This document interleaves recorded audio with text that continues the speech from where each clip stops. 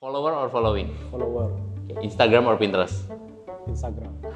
Error or success? Sorry? Error or success? Error. Okay. Coffee or tea? Coffee. Day or night? Day. Okay. Studio or corporate? Studio. Okay, thank you, Richard.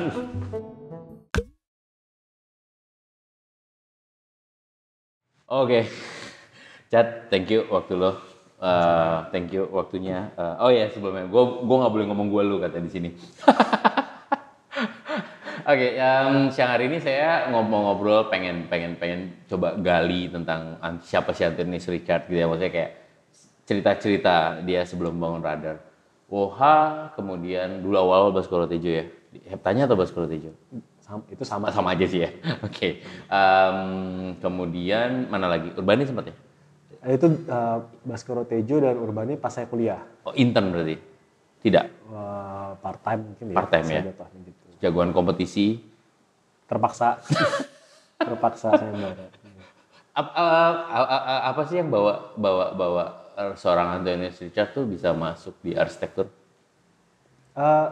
Dari dulu sih saya sangat mengapresiasi ruang gitu ya. Tapi masalahnya adalah saya itu nggak dikelilingi oleh arsitektur yang baik ketika saya growing up. Jadi I was growing up poor lah, kasar gitu. Sehingga ada longing ini untuk membentuk ruang yang baik, sebenarnya seperti itu. Di saat yang bersamaan juga saya salah jurusan. Awalnya saya mau masuk kedokteran, tapi ternyata Tuhan punya rencana lain, saya nggak cukup pintar buat masuk kedokteran. Jadi masuk arsitektur gitu. Okay. Awal-awal saya masuk arsitektur adalah seperti itu. Nah, cuman di tengah jalan ketika saya kuliah, ternyata saya sangat tidak berbakat gitu. Sangat tidak berbakat dan... Sorry, nyadarin? Hah? Nyadarin kalau nggak berbakat? Objectively. Oke. Karena IP-nya nggak nyampe 2. Jadi sampai semester 3 itu IP saya desperately nggak nyampe 2 dan almarhum profesor itu udah menyuruh saya untuk pindah visip dan segala macam. Oh iya? Iya. Kasar seperti itu. Di publicly ya. Yeah. They say publicly I was an embarrassment gitu istilahnya untuk jurusan gitu. Dan that time juga karena saya butuh uang, saya sambil kerja kuliah jadi nggak bisa fokus gitu. Jadi awal-awal ceritanya adalah justru yang menyelamatkan saya kembali ke arsitektur itu sayembara arsitektur. Oh, justru malah sayembara itu sebagai kayak pintu masuk pertama. Betul. Oke. Dulu kepikiran ikut sayembara tuh karena uangnya. Oh, karena uangnya. Oke, gue seneng nih. Saya seneng nih, jujur nih. Karena uangnya. Apa yang maksudnya uangnya kenapa gitu maksudnya? Jadi mungkin waktu zaman saya kuliah sekolah swasta dulu di Parahyangan gitu ya. Jadi memang dosen tuh kan absolut gitu. Jadi ketika satu dosen X bilang saya udah gak berbakat, semua dosen ikutan. Jadinya it's getting harder to get acknowledgement atau nilai yang lebih baik gitu istilahnya. Saya desperate, bayar kuliah udah mahal, biaya hidup juga udah, kebetulan saya udah, waktu itu ada orang tua udah meninggal, dasar gitu. Nah, jadi tuntutan hidup gitu. Nah, kemudian pas saya mau menyerah, saya ngeliat ada sayembara arsitektur. Awal-awal itu sayembara arsitektur ketika saya kuliah di tahun 2010, 2011 itu belum banyak sayembaranya. Yeah. Hadiahnya masih besar sekali. Betul. Masih 250 juta, 300 juta. Tahun itu ya, di tahun itu ya. Pada tahun itu nilai itu lebih besar lagi daripada sekarang. Sekarang sayembara hadiahnya tambah kecil sekarang. Nah, jadi saya bilang 250 juta, saya cukup menang 10 kali, saya bisa melunaskan hutang-hutang saya gitu loh. Iya. Sebenarnya arahnya dari situ gitu. Cuman karena saya nggak berbakat banget, siapa yang mau ikut sama saya gitu awal-awal gitu. Jadi ketika berhasil memenangkan beberapa sayembara itu, saya baru sadar ternyata arsitektur itu nggak cuma sesempit approval dosen. Ternyata ketika ada konteks nyata, konteks real, being solutif itu helps gitu loh istilahnya. Kadang-kadang kita kalau kuliah kan without konteks ya, agak utopian dan without konteks gitu. Nah jadi awal mulanya seperti itu. Tapi masih ingat nggak sih sayembara yang pertama kali diikutin? Dan menang atau kalah? Maksudnya bukan soal menang atau kalah ya, maksudnya berhasil nggak buat secara pribadi gitu? Betul. Pertama saya diajak senior untuk ikut sayembara ketika saya nggak bisa apa-apa. Jadi semester berapa itu, sorry? Semester 2 akhir atau semester 3 awal gitu. Oke, semester 2? Iya. Semester 2, gue tegasin sekali lagi semester 2. Oke. Cuman kebetulan saya ketua angkatan, jadi secara sosial cukup aktif, tapi secara akademik bodoh gitu ya. Jadi kenal senior kayak ikut sayembara aja nih anak kecil-kecil, diajakin gitu kan, dikerjain gitu. Iya. Kalahnya bertubi-tubi gitu, kayak kalahnya fatal. Saya pikir apakah saya nggak berbakat atau saya berpikir mungkin karena bukan saya yang mikirin idenya, masih nggak mau menyerah kalau nggak mau ngaku kalau saya nggak berbakat gitu istilahnya. Jadi akhirnya pas ada sayembara IAI, saya mulai menang tuh sayembara IAI, Ikatan Arsitek Indonesia, karena konteksnya real dan semua kompetitor beradu desain dengan konteks yang sama. Sedangkan kalau sayembara mahasiswa kan konteksnya kita pilih sendiri.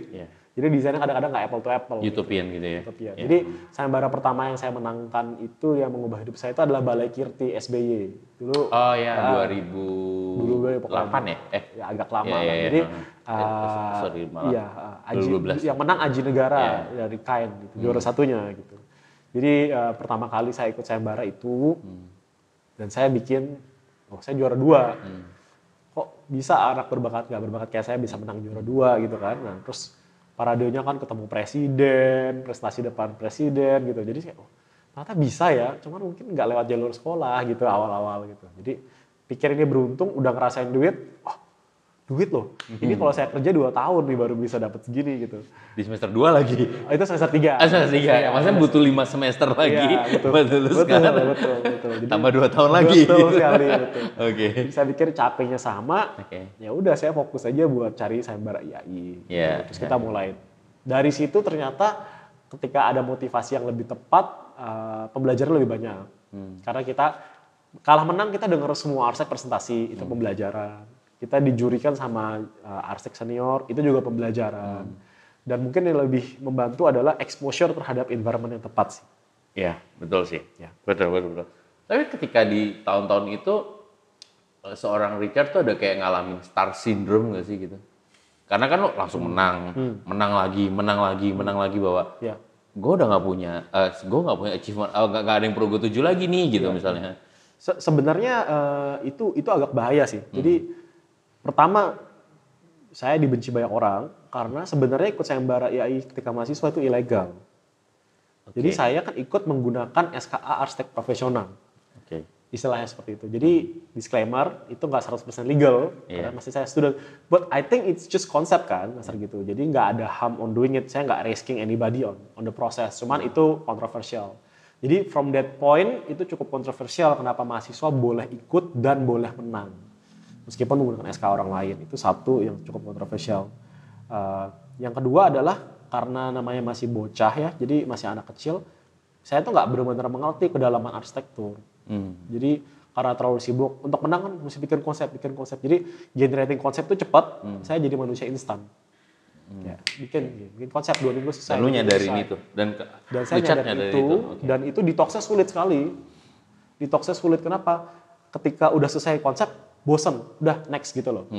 Sedangkan di real architecture adalah udah satu konsep itu baru permulaan. Kuncinya adalah gimana cara kita tekun sampai ini selesai dibangun. That's the hard part. Jadi itu awal-awal problem utamanya bukan lebih ke starnya sih. Itu kita memang dibenci karena saya doing something yang nggak 100% actually approve gitu ya.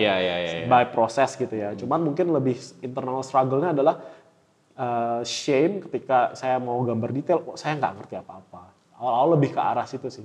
Katanya pemenang, tapi pas digambar detailnya kok saya nggak bisa gambar detail.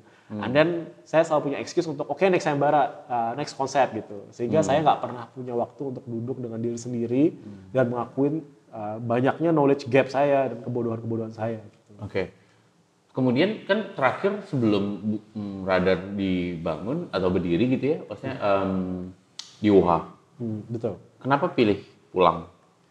Kenapa kan asik gitu maksudnya bisa dapat yang lebih jauh gitu kan. Betul. Sebenarnya sih saya dengan istri saya sekarang back then masih pacar, kita udah di Singapura, udah nyaman sih sebenarnya gitu di UHA.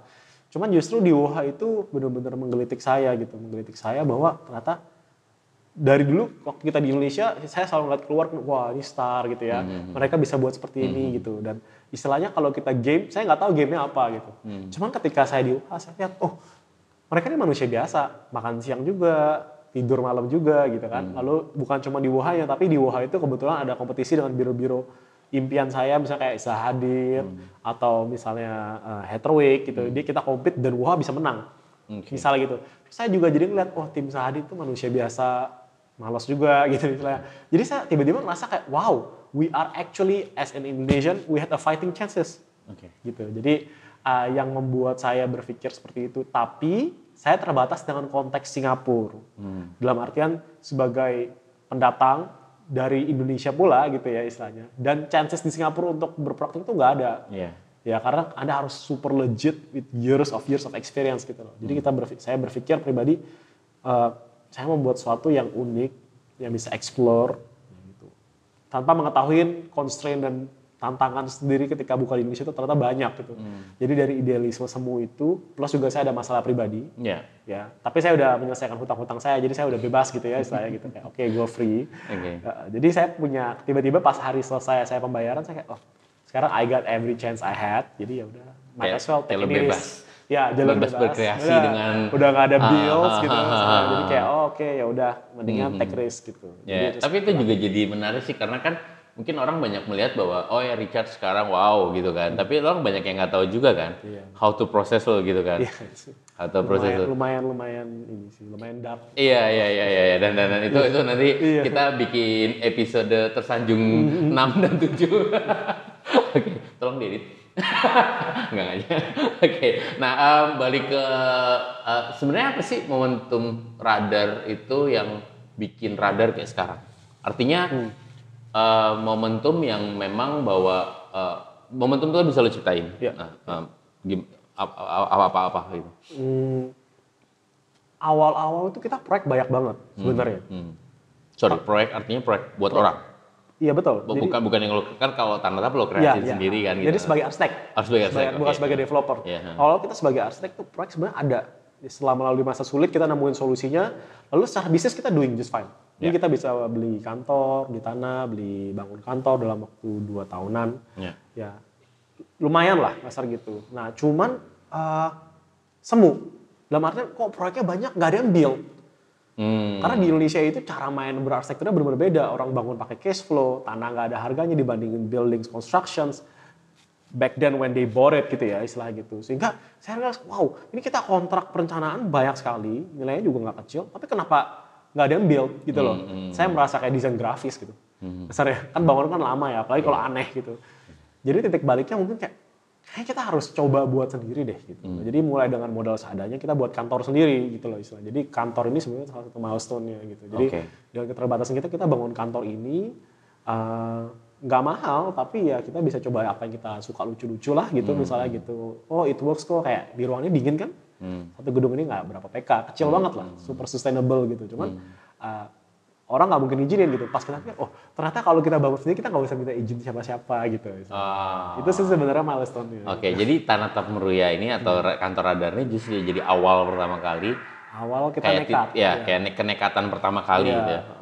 Itu belum kebayang dulu.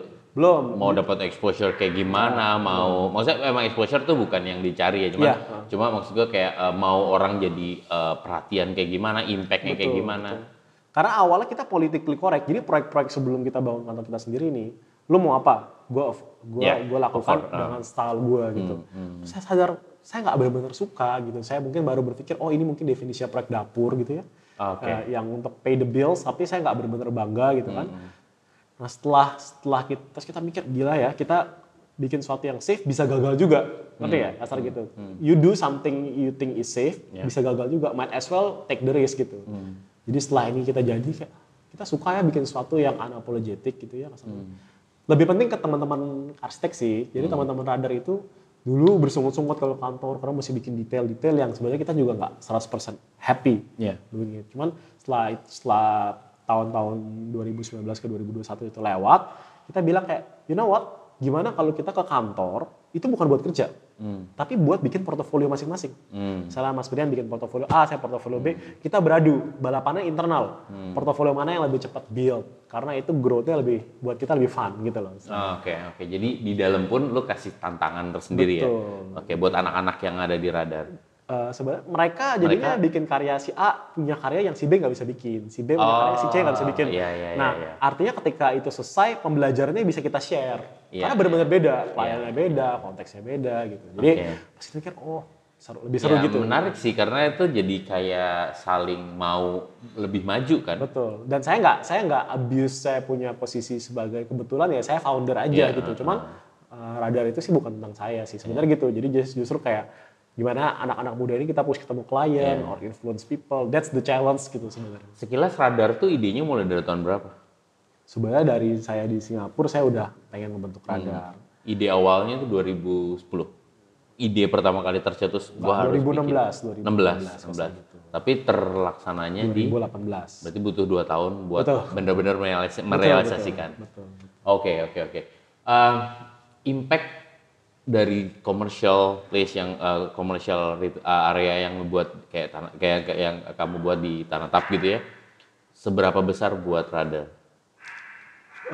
Not much sih sebenarnya karena kita memang dapat proyek itu nggak pernah dari sosial media, tapi dari mulut ke mulut klien yang memang sudah happy. Oke. Hampir nggak ada proyek yang dapat dari dari tempat kita harus gitu. Cuman kenapa beberapa proyek yang kita buat sendiri ini dengan keterbatasan kita itu menyenangkan?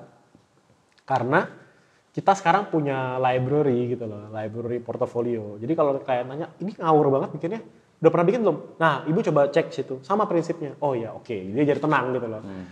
Ridiculous banget Indonesia ketika saya balik ya, saya mau buat green roof. Waduh, yang marahin saya banyak banget. Yang ampun green roof itu udah standar practice. Bener-bener semua orang pernah bikin green roof. Cuma ketika saya pulang kayak nyuruh orang bikin green roof itu udah kayak put gun in their head gitu untuk choices gitu. It's so simple and it's so easy, it's cheap gitu loh istilahnya. Dan malas lebih sustainable ketimbang enggak gitu. Maksudnya dari kualitas beton dan segala apa gitu. Jadi akhirnya, enough talking deh. Terus kebetulan kita pas ada punya opportunity, kita bikin miring gitu ya. Baik-baik aja kok. Kasar gitu. Ini kelinci main-main di atap senang-senang aja gitu misalnya. Jadi pas itu jadi orang, gampang green roof, ya gampang ya udah gitu. Jadi apparently talking by doing is easier. Justru dari part-partnya yang banyak justru menginspirasi Betul. orang. Dan jadi misalnya saya bikin detail gini. detailnya ya. Jadi pas kita mau bikin gini, kok nakutin banget. Oh, kita udah ngelakuin dulu baru berani kasih ibu atau bapak gitu kayak gini. Oh iya benar juga, boleh gitu. Oh, oke. It helps. Oke, mungkin ini bukan pertanyaan sih, tapi ke apa ya kayak kerasa keinginan tahunan saya gitu ya. Kita ngobrol ini gitu. Richard banyak yang dalam tanda kutip mengidolakan gitu ya, mengidolakan sekarang. Banyak loh generasi muda itu.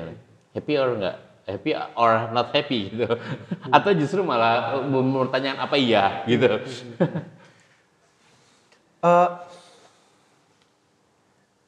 Menurut saya itu adalah sebuah tanda bahwa banyak orang yang merasa tertekan dengan ide untuk berkarya itu membutuhkan proses yang panjang dan gak ada yang salah dengan itu. Betul. Gitu. Jadi ketika seakan-akan ya orang mulai sedikit menghargain itu atau melihat itu ilusi. Itu sebenarnya smoke and mirror. Yang sebenarnya embodiment dari apa yang orang inginkan adalah dia membutuhkan sebuah sosok yang istilahnya bener loh, asal kita serius, kita put our heart and mind into it, karya itu bisa oke gitu loh. Jadi istilahnya harapan bahwa katanya kalau proyek bagus itu mesti klien yang bagus. Klien yang bagus itu mesti tunggu puluhan tahun berkarya baru muncul gitu. Itu mitosnya gitu kan. Jadi seperti ayam sama telur gitu. Jadi untuk punya portofolio yang bagus mesti punya proyek yang bagus. Untuk punya proyek yang bagus butuh portofolio yang bagus. Ini nggak ada habisnya. Jadi mungkin sedikit adalah karena ternyata kita nggak harus kok nunggu gitu lama, asal serius. Sebenarnya itu sih yang saya pikir orang-orang ingin lihat, bisa kok ada aja yang bisa gitu. Lebih ke arah sana aja sih. Dan itu ujungnya adalah pilihan kan? Dan itu adalah pilihan. Gitu. Jadi mana orang yang mau, maksudnya cara masing-masing gitu kan? Karena nggak perfect gitu. That's the thing, that's what youngster banyak nggak lihat gitu. Dari kacamata kita, ketika kita buat proyek sendiri dengan resources sendiri, itu penuh keterbatasan. Artinya sebenarnya apakah itu ideal? Jauh dari ideal. Kita marah gitu. Kita malah sebenarnya kalau dipakai uang klien gitu, kita bisa explore lebih banyak gitu kan. Jadi ada plus minusnya gitu loh. Itu yang banyak orang mungkin nggak bisa lihat dari sisi sebelah situ. Gitu. Chat, kegelisahannya seorang Anthony Richard melihat, mungkin kita kan konteksnya ngobrolin arsitektur dan desain ya. Apa sih Chat di era-era sekarang? This is very difficult ya. Atau justru Richard gelisah dengan next step-nya Radar dengan diri sendiri? Enggak, sebenarnya mungkin gini sih. Saya jujur gelisah karena saya merasa, saya nggak ngomong arsitektur Indonesia, tapi di mana kita berkarya itu seperti ghost. Kita terlalu abu-abu. Artinya gini, buat orang Indonesia di proyek-proyek yang kita mau kerjakan dibilangnya terlalu eksperimental lah. Padahal di luar kita nobody. Even my level of experimentation, it's nothing. Gitu loh. Jadi kita belum berhasil terlalu explore sampai bisa di level internasional. Tapi kita udah nggak bisa lagi ngerjain ruang yang cuman main material mahal or whatnot gitu. Kita udah nggak bisa, physically impossible to do that dari kitanya gitu. Jadi kita feel lonely aja at this point gitu. Dan ini mungkin proses yang kita coba sampaikan internally supaya kita bisa fokus naik aja gitu. Gimana caranya kita bikin karya-karya yang kita bisa bangga. Lebih simpel sih gitu, dan itu personal struggle gitu. Dan saya pikir I think that's the challenge for us and for the team gitu. Oke. Chat, thank you banget waktunya. Thank you banget. Makasih banyak udah mampir. Terima kasih banyak. Oke, kita sudah episode ini, dan terima kasih buat Tanatap yang sudah meminjamkan ruangan untuk episode pada hari ini. Saya Brian undur diri. Tunggu episode-episode lainnya. Terima kasih and enjoy your moment.